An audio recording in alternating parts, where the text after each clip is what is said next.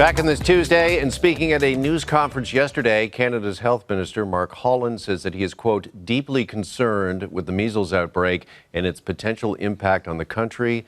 Joining us now for more on this is infectious diseases expert Dr. Isaac Bogoch. Dr. Bogoch, good morning to you. We heard from leaders and officials in provinces like Quebec and BC yesterday. A lot of leaders, health officials, really kind of sounding the alarm right now. What is the measles situation in Canada as we speak? Yeah, I mean, the real issue is this massive rise in measles globally and the tremendous human mobility that we have on the planet. We do have introduced cases of measles to Canada. We've always had that, but we're probably going to see more. And the other issue is that the vaccine rates in Canada, especially in certain pockets and certain communities, is lower than is what's needed to prevent onward transmission when we do see an imported case.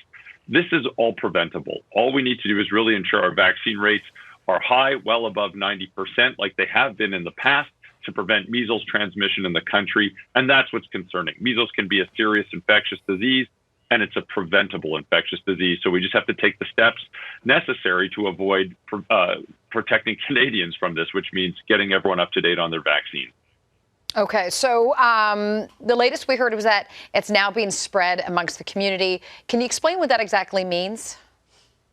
Yeah, so there's a case in Ontario and a case in Quebec right now where those individuals had not traveled internationally and had no known exposures to someone with measles infection. That means they picked this up somewhere. Someone in Ontario and someone in Quebec is walking around with a measles virus infection that's infecting other people. That's a problem. That's a big problem because, it's very difficult to do the contact tracing, and it just shows that there's more out there than what's being detected and reported. Again, it's not a benign infection. Some people can have some serious complications of this virus. We don't want anyone to get this infection, and we can prevent this through vaccination. Yeah, can you tell us, Dr. Bogoch, just how serious of a health concern is the measles if you do contract it, and how transmissible is it? Well, it's probably one of the most transmissible infections on the planet. So if an unvaccinated or an non-immune person is in contact with someone with the measles, there's a very, very high likelihood that they will get this infection. And then there's this other issue that it's kind of this myth or tale that we're told that, decades ago, everybody got the measles and we all recovered and it's just a routine childhood infection.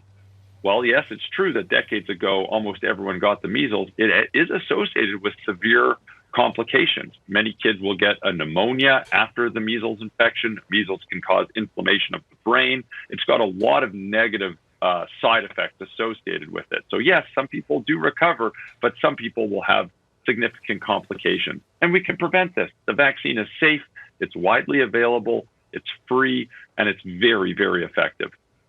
Okay, Dr. Bogoch, let's talk this vaccination. How many shots do you need to be fully protected? And what if you can't remember your vaccination history?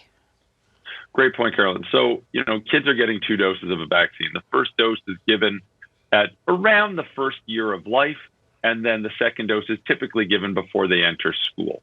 Simple. 2 doses of a vaccine. And again, we appreciate that many vaccine programs were disrupted during the darkest days of the pandemic. Parents might have missed a dose of a vaccine for their kids. Simple. Have a look at the vaccine card. If you're not sure, talk to a healthcare provider. That can be a doctor, a nurse, a pharmacist, a public health specialist. Have a look at the vaccine card. If people are non-vaccinated or under-vaccinated, you can get this vaccine.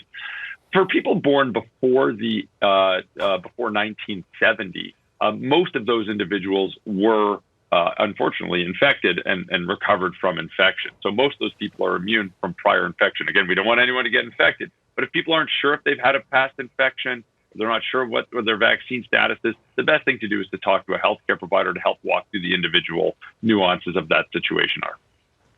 All right. Good advice as always, and appreciate the information. Dr. Bogoch joining us this morning. Doctor, thanks as always. Have a good one.